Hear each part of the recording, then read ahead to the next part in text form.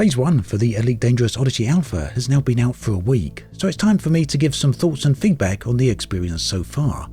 There's quite a few things I want to talk about in this video, so in the background you can see me heading out on a mission in Odyssey. More on what's going on there in just a moment. But first, I want to point out that I won't be talking about bugs very much in this video, as it's still the very early days in the alpha process. This video is focusing on more fundamental issues of game design. Odyssey then finally offers an experience that many of us have been waiting for a very long time, the ability to explore the galaxy on foot. But how well does Odyssey deliver on this? Well, to be perfectly honest, so far I found the experience to be very hit and miss. Let's start with the point on many people's minds: travel times. Here you can see me heading out on a mission just 2,000 light seconds away, whilst on the taxi I'm playing a mission in Warframe. In fact, the journey is easily long enough to complete an entire mission in Warframe. And this is exactly what I've been doing. I've been loading up Warframe and the Odyssey Alpha at the same time, both side by side, and alt-tabbing between the two games whilst in the Apex taxi. Yes, when playing Odyssey, I'm actually playing something else in the downtime. Says a lot, doesn't it? But ultimately, I'm not entirely convinced that the travel times themselves are the main issue, even though they are very much on the long side.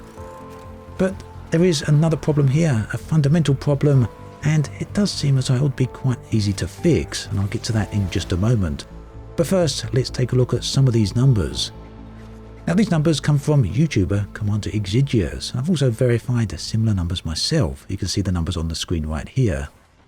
So as you can see from the information on the screen, the shortest taxi trip shown is a very short distance of just 2.54 megameters.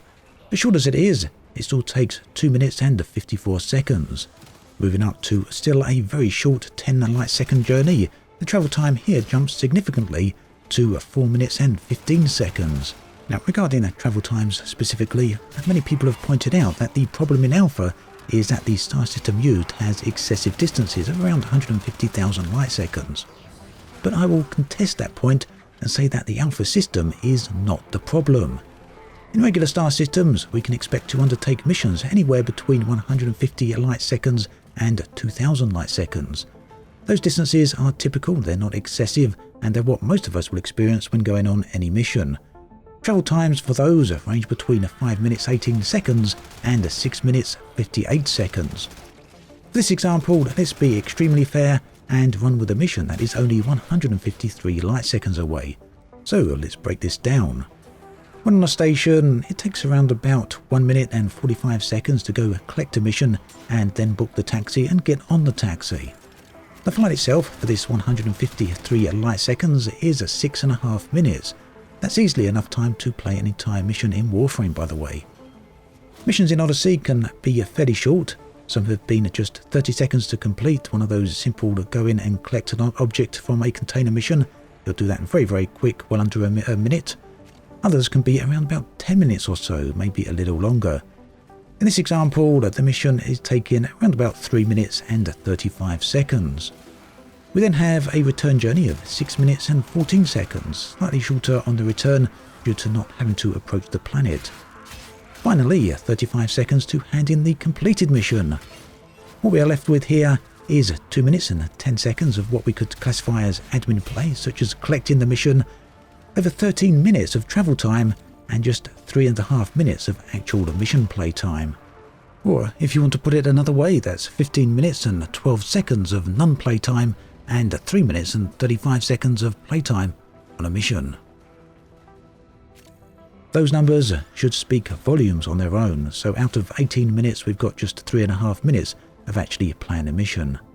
These numbers don't need any further explanation, they don't need any justification, and yes, it is objectively a huge design problem. Now at this point I could talk about various reasons why these times should be reduced, or why they are actually okay. A common explanation is that time needs to be high because space is big. Now, I'm actually feeling far too polite to give my opinion on that line of reasoning in this video. Another line of reasoning is that Apex travel shouldn't be faster than flying there in your own ship. I actually agree with this. So yes, you're quite right, it seems to be that I'm hinting at that travel times themselves are not really the problem. So if that's the case, if I feel that way, then what actually is the problem? Well, the problem is very simple. It's easy to fix as well. The issue as I see it comes down to missions themselves as well as the respawn mechanic. This means that on a base level, the problem comes down to 2 points. First, when you die, you fail your missions, even missions that have been completed. Second, when you die, you respawn back at a station. Now, I know what people are thinking here, that when we have access to our ships, we will be able to respawn in our ship in orbit instead of at a station. But the fact is, this will actually make things worse. Here's why. When you die, the mission fails. That means you need to go get a new one. In future, we'll have a choice. We'll be able to either instantly respawn at a station and go and immediately collect a new mission, or you can respawn at your ship in orbit and then fly to a station to collect a new mission. Respawning in a ship then will actually waste even more time. So when player ships are introduced into Odyssey, it's pretty obvious which option for respawning people are going to choose here, and respawning at ships is not going to be the popular option. The solution to all this wasted travel time is twofold then. First, stop missions from failing on death. There should be a punishment for death, but not mission failure, especially missions that have already been completed, and I'll talk about alternative punishments in just a moment. And the second thing to help fix travel times is to allow players to respawn near their mission objective. For example, respawn at or near settlements' landing pads.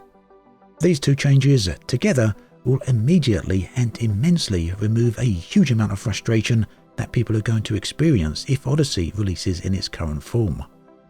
Ultimately, the problem isn't so much the travel times. The problem is the unjustified waste of time when failing a mission. In that previous example, we have just 3.5 minutes of playtime out of a total of 18 minutes in the game. When someone dies, that whole process has to be completed again.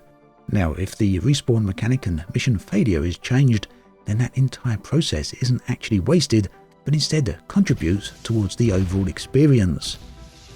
Now, I mentioned that there still needs to be punishments for critical injury or death.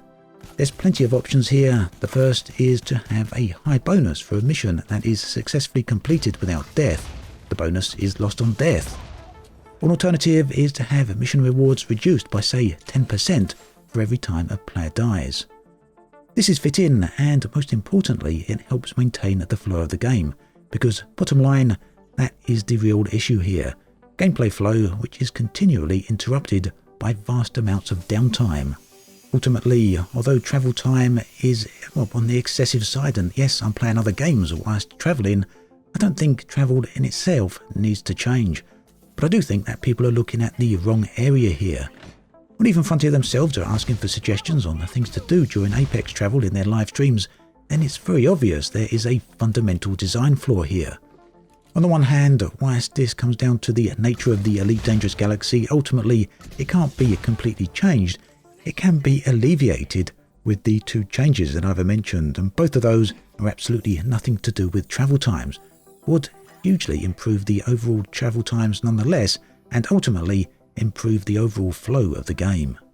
Now, I did want to talk about other areas of Odyssey in this video, specific some of the missions as well as the FPS mechanics and some of the stealth mechanics. There's some huge glaring issues there, but I think that's enough in this particular video. It's a huge subject, and we'll cover those subjects in another video very shortly.